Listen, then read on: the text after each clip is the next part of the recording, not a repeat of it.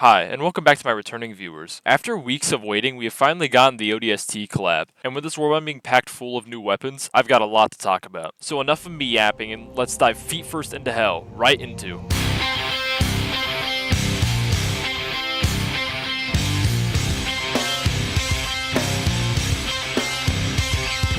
To kick things off, page 1 starts out strong, knowing us the full ODST set, the beautiful MA5C assault rifle, and the Halo Hellpod skin. Now considering this is the ODST warband, let's start with the armor. The armor passive is honestly super solid, while seeming niche, with us going deep into enemy territory sometime soon, if not by the time this video is out. Not having to worry about your leg being broken can end up being insanely clutch at times, especially considering just how often chargers like to bend your kneecaps backwards. The other passes are decent as well, as along with immunity to leg-based injuries, you are 50% quieter while moving, and your range to detect points of interest is increased by 30%. So while the leg injury immunity is what most people will notice, the other benefits can help while stealthing missions, which I know some people are big fans of. But let's finally dig into the MA5C, or as I'm just going to call it, the assault rifle. So the assault rifle, while not being meta, is a ton of fun still in my opinion. With medium pen, you don't really need to aim for weak points all too much, and with a solid damage stat of 80, you can kill most chaff enemies from the front rather easily. The fire sound as well just makes me feel some kind of way, man. Now the mag is small, as it's the same 32 round mag that I had in Halo 3 instead of the 60 round beast that it was in Halo 1, but considering every weapon in the warband is based on its Halo 3 ODST version, then it is to be expected. Like most assault rifles, it's a pretty good jack of all trades weapon, and thanks to the medium pen, it further just cements that. Play with it like how you would deliver a penetrator and you will get a ton of success out of it.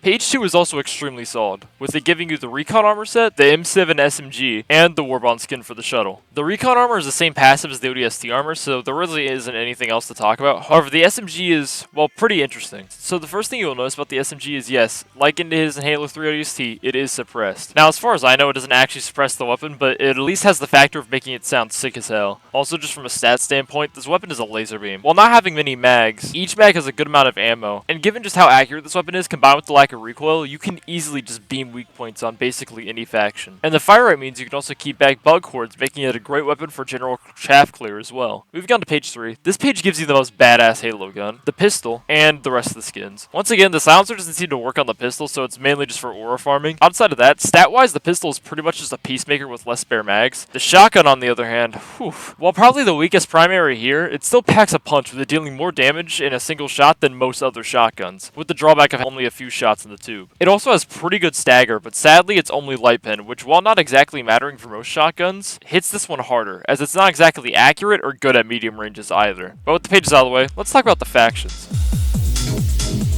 On bugs, most weapons in this warband are pretty good. The only downside is that all the weapons in this warband have extremely poor ammo economy and don't come with too many spare mags. However, they all can still hold their ground when needed. The assault rifle, while lacking extra shots, can rip through warriors, hunters, and even stalkers, and works similarly to a liberator penetrator, albeit just slightly worse due to the mag size. The SMG honestly plays like a better version of the Knight SMG and can take on most chaff you run into. However, it lacks the armor pen to easily take out hive guards and other armored bugs, so aiming for weak points will be your bread and butter. The shotgun also does pretty well on this front, with it having plenty of softer medium tier enemies to chew through. Due to the lack of range on bugs as well, you can actually close the gap and punk basically any bug that's not a heavy in 1 or 2 shots. I won't touch on the pistol much, but it's solid. It does its job and nothing more. 4 out of 5.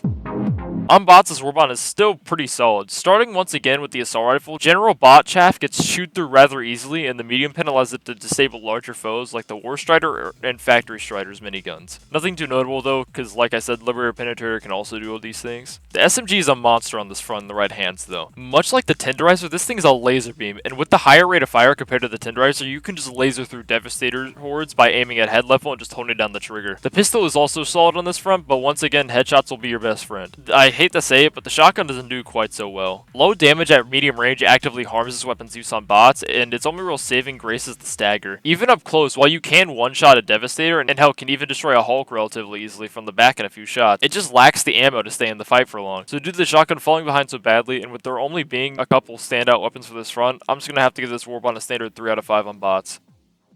On Squids, all these guns perform pretty well. I won't get into much detail as I'm gonna just be honest with you guys. Squids are just kind of boring to talk about and play on. Overseers can be dealt with if you use the shotgun and can literally just be blasted in half. It's honestly the funniest shit ever. The assault rifle performs well, and if you can headshot the Overseers, they don't last long, but it is held back by the lack of ammo per mag and general horrible ammo economy. The SMG struggles against Overseers but shreds through the Volus, and with it being an absolute laser beam, it can also pick off Watchers from a distance relatively easily as well. The pistol is, well, just the Peacemaker. Nothing else to really add to it. But aside from the passive and the funny shit you can do with the shotgun, this Warbond is just extremely average on Squids. 3 out of 5. Overall, while nothing here is meta, this Warbond is extremely fun to mess around with, and is a must-have for anyone who prefers their space paratroopers to be a little more, well, not mentally insane. The accuracy on the actual weapon models is also insane. You can really tell that Arrowhead loves Halo, as so much love and care just went into how these weapons look and sound. Overall, if I was to give this Warbond a rating, and do know I am extremely biased because I love Halo, I'd honestly have to give it a 4.5 out of 5. While it's nothing crazy meta, I just love the aesthetic. So while I know a lot of people probably just won't pick up this Warbond due to the weapons being I still would personally recommend it for any Halo fan. Well, that's it for today's video. I hope you all enjoyed. And next week's video is going to be extremely fun to make with how the next update seems to be shaping up. Anyway, see y'all next week. Bye-bye.